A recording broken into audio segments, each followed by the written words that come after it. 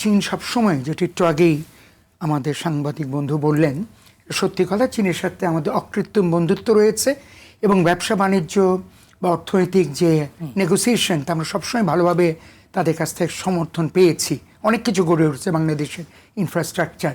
ব্যবসার ক্ষেত্রেও এখন আমাদের যেমন অর্থনৈতিক বা আর্থিক সহায়তা দরকার এবং আমাদের যেসব প্রজেক্টগুলি করা দরকার, সেখানে যে আমাদের প্রয়োজন বাইরের থেকে প্রচুর ইনভেস্টমেন্ট আনা, ঠিকমতো যদি অ্যাপ্রোচ করা যায়, আমি এটা কঠিন নেগোসিয়েশন বা দর কষাকষি বলবো না, ঠিকমতো অ্যাপ্রোচ করা গেলে আমরা কিছুদিন আগেও আমাদের যারা প্রাক্তন অ্যাম্বাসাডারদের একটা প্রোগ্রামে ওনাকে এনেছিলাম, এখানে যিনি রাষ্ট্রদূত আছেন চায়নার, তিনিও বলেছেন যে বাংলাদেশের সাথে তারাও খুব আগ্রহী সম্পর্ককে আরও গভীর করার জন্যে।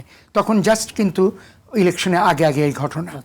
কাজেই তারপর পরেই আমি যেটা বললাম, এমন একজন এসছেন যারা, যদি আমার ধারণা তারা 5 বছর জন্য এসছেন, তারা যদি ঠিকমতো অ্যাপ্রোচ করে গুছিয়ে প্রপোজাল নিয়ে, তাহলে কিন্তু সেগুলিতে অ্যাম্বাসেডারের কথা অনুযায়ী অনেক ক্ষেত্রেই আমাদেরকে সহায়তা দেবে। এই গেলে এক।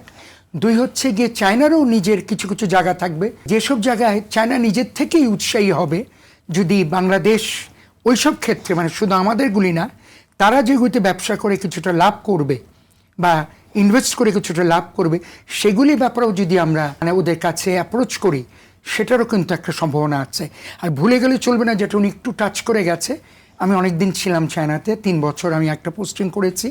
সে সময় আমরা দেখেছি, সে সময় আমার মনে আছে আপনার তার আগের কয়েক বছর থেকে শুরু শেষ হওয়ার পর্যন্ত আমরা 21টা চুক্তি করেছিলাম।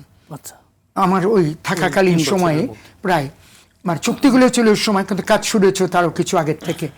এই সময়ও কিন্তু অনেকগুলি চুক্তি করা প্রয়োজন ইনফ্রাস্ট্রাকচার বিল্ড আপ করার জন্যে এবং কিছু কিছু ব্যবসায় বড় আকারের সমর্থন আনার জন্য আর্থিক সহায়তা।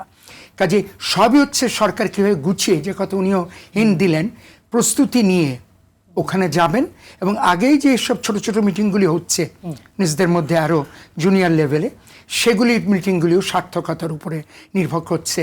সুন্দর করে এই জিনিসটাকে গুছিয়ে বাংলাদেশের পক্ষে অনেক কিছুকে আদায় করে নিয়ে আসা।